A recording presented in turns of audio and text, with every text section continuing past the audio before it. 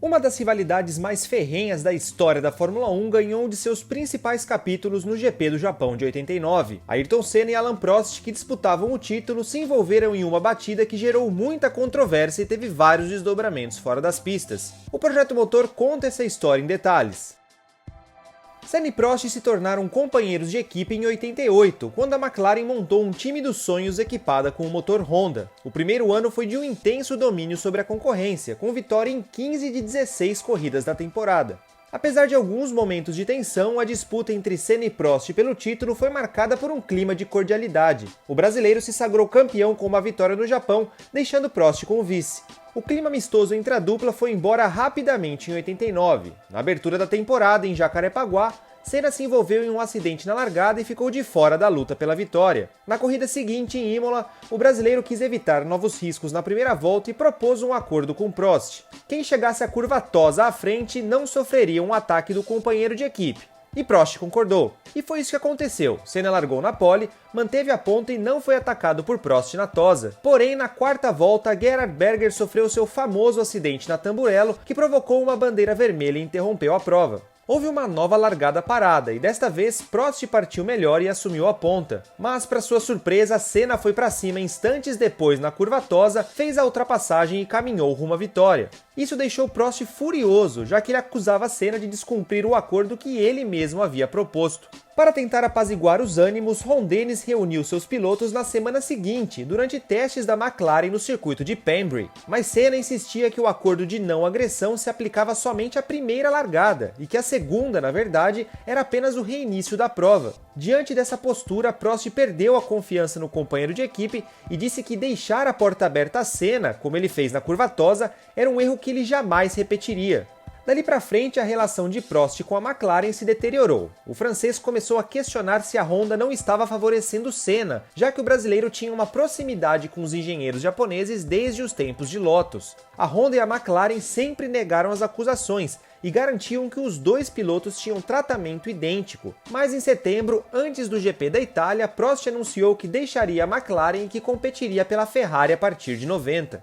De qualquer forma, ainda havia um título em jogo e a situação estava favorável a Prost. No Japão, penúltima etapa do campeonato, o cenário era o seguinte: Prost tinha 21 pontos a mais que Senna, sendo que na época a vitória valia 9 pontos. Mas o brasileiro ainda tinha chances reais devido ao sistema de descartes, já que apenas os 11 melhores resultados eram contabilizados. Resumindo para não complicar demais, Senna só teria a chance de ser campeão se vencesse as duas etapas finais, no Japão e na Austrália, mesmo que Prost chegasse em segundo em ambas. Mas se o brasileiro não ganhasse em Suzuka e em Adelaide, o título seria do francês. Então, para Senna só a vitória interessava. E ele mostrou que estava ciente da missão ao cravar a pole com 1 segundo e 7 décimos de vantagem para Prost em Suzuka. Só que na corrida o cenário foi bem mais complicado para o brasileiro. Prost assumiu a liderança na largada e começou a abrir vantagem para Senna, e o que se viu em Suzuka foi uma das perseguições mais intensas da história da Fórmula 1. Prost chegou a abrir quase 5 segundos no primeiro stint, mas após a troca de pneus, Senna começou a encostar. Entre o ritmo frenético e gestão do tráfego com os retardatários, os dois chegaram a abrir mais de 1 minuto para o terceiro colocado, Alessandro Nannini da Benetton. Na volta 47 de 53 no total, Prost e Senna estavam separados por meio segundo e o brasileiro tentou uma manobra arrojada na chicane. Prost, que havia dito que nunca mais deixaria a porta aberta a Senna, cumpriu com sua palavra e os dois bateram. Prost desceu do carro na hora, mas Senna foi empurrado de volta para a pista, teve de dar uma volta inteira com seu bico danificado, fez a troca e voltou 5 segundos atrás de Nannini. O brasileiro fez a ultrapassagem na volta 51 e cruzou a linha de chegada na primeira posição. No entanto, na hora do pódio, Nannini, Riccardo Patrese e Thierry Boutsen apareciam como os 3 primeiros colocados, ou seja, Senna estava desclassificado. Mas por que isso aconteceu? Vamos voltar ao local do acidente. A direção de prova pedia que um piloto que escapasse na chicane teria de voltar à pista pelo próprio traçado. Essa era uma norma conhecida, tanto que Galvão Bueno menciona isso na transmissão da TV brasileira. E por isso os fiscais japoneses inicialmente empurram Senna para trás, para que ele consiga voltar contornando a chicane. Só que o motor de Senna havia morrido no choque com Prost, então o brasileiro pede um novo empurrão para frente, quando já estava dentro da pista, para tentar fazer o motor pegar no tranco na área de escape, que é em descida. E isso dá certo, só que foi a brecha para sua desclassificação. Isso significava que Prost foi coroado tricampeão do mundo, mas a história ainda estava longe de acabar. Senna não escondia sua revolta com os comissários da FISA, então braço esportivo da FIA, presidida por seu desafeto Jean-Marie Balestre, que era próximo de Prost. Já a McLaren protestou contra a desclassificação de Senna, mesmo que isso pudesse interromper a festa de Prost, que também era seu piloto. O motivo? A equipe queria vencer todas as corridas possíveis, então ela não abriria mão do primeiro lugar no Japão.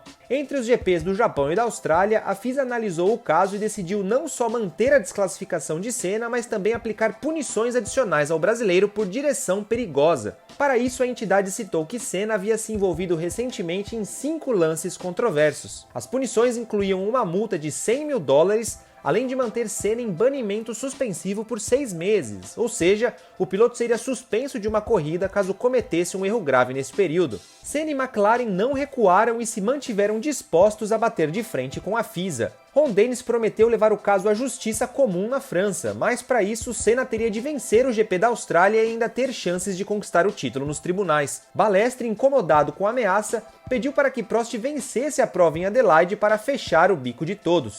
A prova na Austrália foi marcada por um dilúvio e os pilotos até iniciaram um movimento para que a corrida não fosse realizada em condições perigosas. Senna, porém, fez questão de correr, já que ainda tinha em mente a possibilidade de ser campeão. Só que o brasileiro abandonou a corrida enquanto liderava ao bater no retardatário Martin Brundle. Acabava ali qualquer possibilidade de Senna se sagrar bicampeão em 89. Mesmo com o fim do campeonato, Senna ainda estava bastante chateado. Ele dizia que a disputa tinha sido manipulada por Balestre para que Prost vencesse, e isso lhe traria novas dores de cabeça. Em janeiro de 90, Balestre disse que a FISA não emitiria documentação para Senna competir caso ele não se retratasse publicamente pelo que ele chamou de declarações difamatórias sobre a entidade. Até a inscrição da McLaren foi colocada em risco, embora isso tenha sido deixado de lado quando a equipe pagou os $100 mil referentes à multa de Senna. O dia 15 de fevereiro de 90 era a data limite para o requerimento da superlicença, e havia um grande suspense no ar quanto à situação de Senna. A FISA chegou a divulgar uma lista de inscritos para a temporada com a presença de Jonathan Palmer, piloto de testes da McLaren, na vaga do brasileiro. 2 horas depois, uma outra lista foi divulgada, desta vez com a presença de Senna. No fim das contas, a FISA recebeu uma carta do brasileiro reconhecendo que o campeonato de 89 não teve manipulação de nenhum dirigente. A palavra desculpa, porém, não foi mencionada em momento algum. Agora avancemos a outubro de 90, quando a Fórmula 1 voltou a Suzuka para o GP do Japão. Na reunião dos pilotos com o diretor de prova, Nelson Piquet apontou que de fato era arriscado pedir para que os pilotos que escapassem dessem a meia volta para retornar pela chicane. Para o tricampeão, seria muito mais seguro ir pela área de escape e retornar à pista por lá, quando não houvesse carros passando. Todos os pilotos concordaram e o diretor de prova autorizou a mudança de procedimento. Senna ficou indignado com o desdobramento dos fatos, já que ele havia sido desclassificado em 89 por fazer exatamente o que os pilotos de direção de prova concordavam que eram mais seguro a se fazer em 90. Naquela mesma corrida, a rivalidade entre Senna e Prost ganhou mais um capítulo explosivo, desta vez com o brasileiro saindo como campeão. Mas essa história a gente conta um outro dia.